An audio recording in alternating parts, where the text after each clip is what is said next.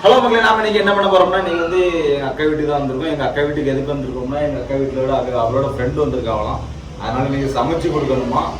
அவளுக்கு சமைக்க தெரியாது, அதனால நாங்க வந்திருக்கோம். வாங்க வீடியோக்குள்ள போலாம். வா பார்ப்போம்.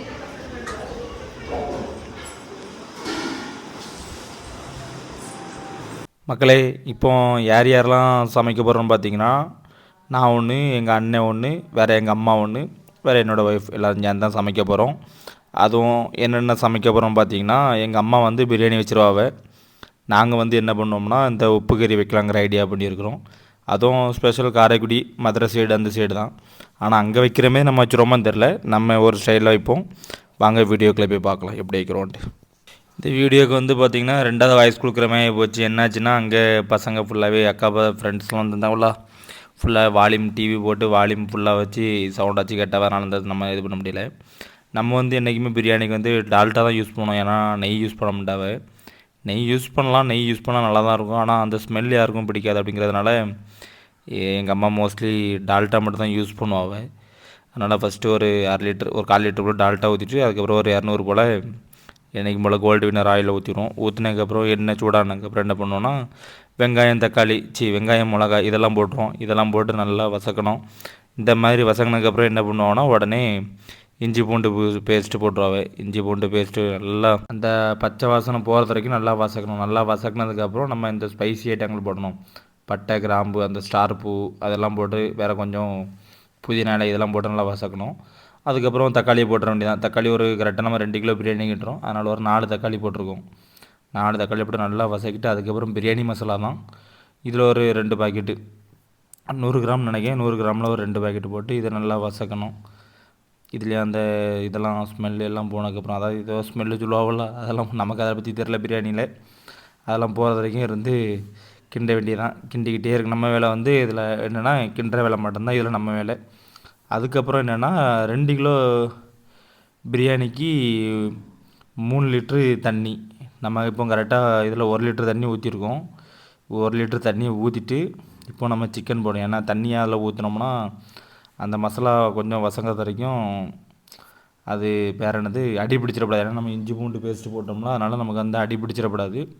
அதனால் வந்து நம்ம 2வதாட்டு அந்த டைம்லேயே நம்ம ஒரு லிட்டர் தண்ணியை ஊற்றிட்டோம். இதை சிக்கன் வாங்கி, அதாவது சிக்கன் நம்ம மீடியம் சைஸில் வெட்டியிருக்கோம். வெட்டி ஒரு நல்லா போட்டிருக்கு. சரியா, இப்போ வந்து 2வது தண்ணி ஊற்றுறோம். இப்போ ஒரு லிட்ரு ஊற்றிருக்கா, மொத்தம் 2 லிட்ரு ஊற்றியாச்சு. அடுத்து என்ன ஒரு சொம்பு ஆட் பண்ணுவோம். கரெக்டாக அந்த சொம்பு வந்து பார்த்திங்கன்னா, நமக்கு வந்து கரெக்டாக 1 லிட்ரு சொம்பு. அதில் வந்து கரெக்டாக மொத்தம் 3 லிட்ரு ஊற்றுவோம். இப்போ தேவையான அளவு உப்பு போட்டாச்சா. உப்பு போட்டதுக்கப்புறம் அடுத்த 1 லிட்டர் தண்ணி இதை போட்டு அந்தால அப்படியே கொஞ்சம் நேரம் அப்படியே விட வேண்டியதுதான். இதுக்கிடையில் நம்ம என்ன பண்ணிடுறோம்னா, பிரியாணி ஸ்டார்ட் பண்ணதுக்கு முன்னாடி அரிசியை வந்து நம்ம வந்து நல்லா கழுவி ஊற வச்சிடணும். அப்போ தான் கரெக்டாக இருக்கும். இந்த பக்குவம் எப்படி எடுக்கணுமோ அது கரெக்டாக பக்குவமாக வரும். இப்போ நல்லா கொதிச்சாச்சா. கொதிச்சதுக்கப்புறம் நம்ம என்ன பண்ணோம்னா, இப்போ அரிசி போடணும். இந்த ஸ்டேஜில் இப்படி வந்ததுக்கப்புறம் நீங்கள் அரிசி போட்டிங்கன்னா உங்களுக்கு கரெக்டாக வரும். பிரியாணியில் நீங்கள் எந்த ஒரு இதுவுமே பண்ண வேண்டாம். அதாவது தண்ணி கூடிருமோ குறைஞ்சிருமோ அந்த இது எதுவுமே பார்க்கண்டா, பிரியாணி சூப்பராக வரும். இதே மாதிரி பண்ணி பாருங்கள். அப்படி இல்லைனா இன்னும் டீட்டெயிலாக இதை விட தெளிவாக உங்களுக்கு ஒரு வீடியோ வேணும்னா சொல்லுங்கள். எங்கள் அம்மாவை என்ன ஒருக்கா செய்ய சொல்லி உங்களுக்கு பக்காவான ஒரு வீடியோ இது பண்ணிடுவோம். இந்த டைமில் கொஞ்சம் கரெக்டாக உப்பு பார்க்கணும். உப்பு எப்படி பார்க்கணுன்னா, அந்த உப்பு வந்து கொஞ்சம் சுருன்னு இருக்கணும். நம்ம அப்போ தான் அரிசி போட்டோம்னா அரிசிக்கு வந்து நமக்கு கரெக்டாக இருக்கும். பார்த்துடுங்க. இப்போ கரெக்டாக அரிசி போட்டுக்கிட்டு இருக்கோம். இதுக்கு வந்து இப்போ நம்ம என்ன அரிசி யூஸ் பண்ணியிருக்கோம்னா, நம்ம வந்து இந்தியா கேட் இருக்கு தெரியுமா, பாஸ்மதி ரைஸ் இந்தியா கேட் இருக்கு தெரியுமா, அந்த அரிசி தான் நம்ம இப்போ யூஸ் பண்ணிக்கிட்டு இருக்கோம். எப்போவுமே வீட்டில் தான் யூஸ் பண்ணுவோம். அதனால் பிரியாணி எப்போங்கிட்டனாலுமே அந்த அரிசி தான். ஏன்னா அந்த ஒரு அரிசி ஒரே கம்பெனியில் சமைச்சு பாருங்கள். அப்போ தான் அந்த பக்கம் வந்து உங்களுக்கு கரெக்டாக வரும். இது வந்து எங்கள் அம்மா வந்து எப்போவுமே இதே இந்தியா கேட்டு தான் வாங்குவாங்க. இந்த வேறு அரிசிலலாம் பிரியாணி வைக்கவும் மாட்டாங்க. ஏன்னா அவளுக்கு இந்த பக்குவம் கரெக்டாக இருக்கும். அதனால் இதே அப்படியே பண்ணிக்கிட்டே இருக்கிறாவ. போட்டு இந்த டைமில் மட்டும் தான் நீங்கள் வந்து நல்லா கிண்டலாம். ஏன்னா அரிசி போட்டு அது வெந்துட்டுனா நீங்கள் வந்து நல்லா போட்டு கிண்ட முடியாது. கிண்டினீங்கன்னா அந்த அரிசி வந்து உடஞ்சிரும். அது மட்டும் இல்லாமல் சிக்கன் பீஸும் உங்களுக்கு வந்து ரொம்ப இதாகிரும், பார்த்துருங்க, குழஞ்சமே ஆயிரும். இந்த டைமில் நீங்கள் கரெக்டாக ஒரு கிண்டிட்டு அதெல்லாம் அப்படியே மூடி வச்சுருங்க. கொஞ்சம் நேரம் அது பாட்டுக்கு இருக்கும். நீங்கள் எதுவுமே பண்ண வேண்டிய அவசியமே இல்லை. இந்த டைமில் வந்து நீங்கள் நைஸாக அப்படியே மாற்றி போடணும்.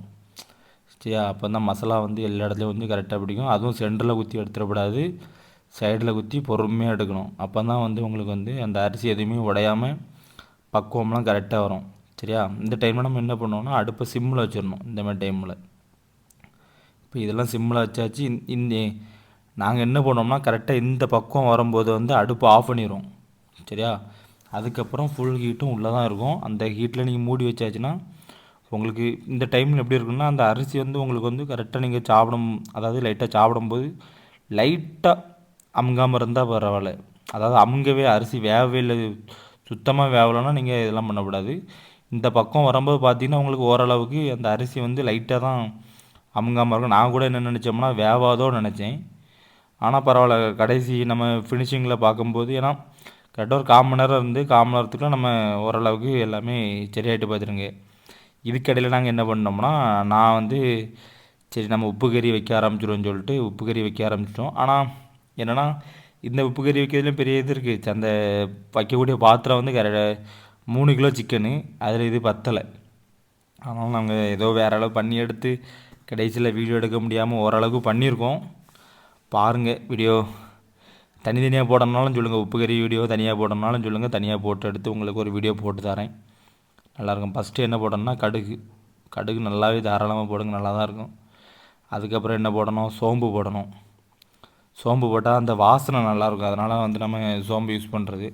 சோம்பும் கொஞ்சம் எல்லாருமே இது போடவலாம் தெரில உப்பு கறிக்கு, ஆனால் நான் போடுவேன். அப்போ தான் கொஞ்சம் வாசனையாக இருக்கும், நல்லாயிருக்கும் அப்படிங்கிற காரணத்தினால.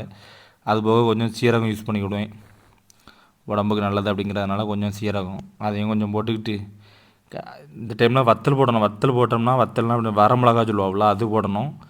காஞ்ச மிளகா அது இப்போ போட்டோம்னா நம்ம கரிஞ்சிரும். அதனால் என்ன பண்ணணும்னா இந்த டைமில் நம்ம வெங்காயம் போட்டுடணும். இந்த வெங்காயமும் ஓரளவுக்கு வதங்கணும். இப்போ நான் இதுக்கே 2 வெங்காயம் யூஸ் பண்ணியிருக்கேன். அதாவது பெரிய வெங்காயமும் யூஸ் பண்ணியிருக்கேன், சின்ன வெங்காயமும் யூஸ் பண்ணியிருக்கேன்.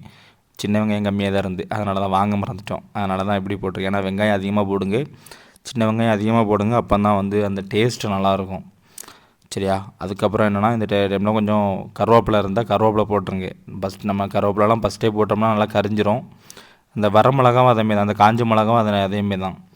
சரி, அந்த உப்பு கறிக்கு வந்து இந்த குண்டு மிளகா யூஸ் பண்ணி பாருங்கள், இது நல்லாயிருக்கும். சில பேர் என்ன பண்ணுவாங்கன்னா அதில் உள்ள வித்தெல்லாம் எடுத்துகிட்டு போடுவா. வித்தெல்லாம் எடுத்துகிட்டு காரம் இல்லாமல் திங்கிறதுக்கு ஆசைப்படுவோம். நம்ம அப்படி கிடையாது, நம்ம என்றைக்குமே காரத்தோடு திங்கிறதுக்காண்டி தான் ஆசைப்படுவோம். அதனால் சும்மா அள்ளி போடவே தான். இந்த வரமிளகா இவ்வளோ போட்டால் நல்லா தான் இருக்கும். இதில் வந்து நம்ம எந்த ஒரு விதமான மசாலா ஐட்டமும் போட மாட்டோம். ஓகேவா? அதாவது அது எப்படி சொல்ல, பொடி, அதாவது வத்தல் பொடி அந்த மாதிரி எந்த ஒரு பொடி, சிக்கன் பொடி எதுவுமே நம்ம யூஸ் பண்ண போகிறது கிடையாது. ஒரே ஒரு பொடி தான், மஞ்சள் பொடி மட்டும் யூஸ் பண்ணுவோம். ஆனால் சிக்கன் வந்து கடைசியில் வந்து இந்த கலர்லாம் வந்து சிக்கனில் இறங்கும். இந்த வரமிளகாவில் இருக்கிற கலர் வந்து சிக்கனில் இறங்கி நல்லா செவன்னு இருக்கும். கரெக்டாக இந்த மாதிரி டைமில் நம்ம சிக்கனை போட்டுரும். ஆனால் இதுக்கப்புறம் வந்து வீடியோ கரெக்டாக இருக்குமான்னு தெரில. ஏன்னா இந்த பாத்திரம் வந்து கரெக்டாக எனக்கு வந்து செட் ஆகலை. அதுக்கப்புறம் வீட்டில் சண்டையை போட்டு எடுத்து வேறு பாத்திரம் வச்சு 2ஆக பிரித்து எடுத்து வச்சு ஓரளவுக்கு பண்ணிட்டோம். நல்லாவே வந்துச்சு. சொன்ன மாதிரி அந்த பாத்திரம் வந்து நமக்கு கரெக்டாக பத்தலை. ஏன்னா சிக்கன் வந்து எப்படி சொல்ல கிண்டதுக்கு முடியலை, என்னால் கிண்ட முடியலை. அதனால் வீட்டில் ஏசிக்கிட்டே தான் இருந்தேன். சொல்ல கேட்க மாட்டேன்ட்டே, இந்த பாத்திரத்தை தந்தியா அப்படி எப்படின்னு சொல்லி கேட்டேன். ஏன்னா நல்லா கிண்டுனா தான் நல்லாயிருக்கும். இந்த டைமில் தான் நம்ம கொஞ்சம் லைட்டாக மஞ்சள் பொடி போட்டு லைட்டாக கிண்டிடணும். நீங்கள் கழுவும் போது மஞ்சள் பொடி போட்டிங்கன்னா இப்போ போட அவசியம் இருக்காது. எப்போனாலும் சரி, அப்போ போட்டாலும் சரி இப்போ போட்டாலும் சரி நல்லா போட்டு லைட்டாக ஒரு கிண்டிருங்க.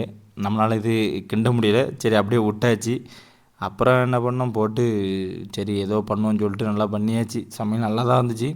அதுக்கப்புறம் கரண்ட்டும் போச்சு, பாத்திரத்தையும் மாற்றினோம், கிண்டி எடுத்து நல்லாவே பண்ணி கொடுத்தாங்க. ஃபைனலில் அந்த ஒரு வீடியோ மட்டும் எடுக்க மறந்துட்டேன் பார்த்துருங்க. இந்த சாப்பாடை பார்த்தா மட்டும் தான் என்னென்னு தெரில, நமக்கு அந்த வீடியோ எடுக்க மறந்துட்டோம். ஆனால் கொஞ்சம் இதில் உப்பு கொஞ்சம் தாராளமாக போடுங்க. தாராளமாக போடுங்கன்னொன்னே நிறைய போட்டு உப்பு ஆயிடக்கூடாது, கொஞ்சம் ஓரளவுக்கு போடுங்க. அப்போ தான் வந்து இது நல்லாயிருக்கும் பார்த்துங்க, டேஸ்ட் சூப்பராக இருக்கும். அப்புறம் எல்லாருக்கும் பரிமாறியாச்சு சாப்பாடு. வீடியோ எடுக்கணுன்னு எல்லாம் மூஞ்சி தான் மறைச்சிட்டு இருந்தாங்க. இதெல்லாம் அக்கா ஃப்ரெண்ட்ஸோட பசங்க தான், இந்த பசங்க பொண்ணும். நான் அந்த பொண்ணுகிட்டே கேட்குறேன் எப்படி இருக்குன்னு, அந்த பொண்ணுகிட்டே கேட்குறேன். ஏன்னா வந்து பாருங்கள், அந்த டிவி சவுண்டை மட்டும் பாருங்கள். அப்போ எப்படி இருக்கு? அப்புறம் அப்படியே என்ன பண்ணோம், எல்லோரும் மொத்தமாக இருந்து சாப்பிட்டோன்னு சொல்லிட்டு எல்லாமே இருந்து சாப்பிட ஆரம்பிச்சிட்டோம். அது எல்லாமே அக்கா ஃப்ரெண்ட்ஸ் தான், அக்கா ஃப்ரெண்ட்ஸோட ஃபேமிலி. ஓகே, பாய், நெக்ஸ்ட்.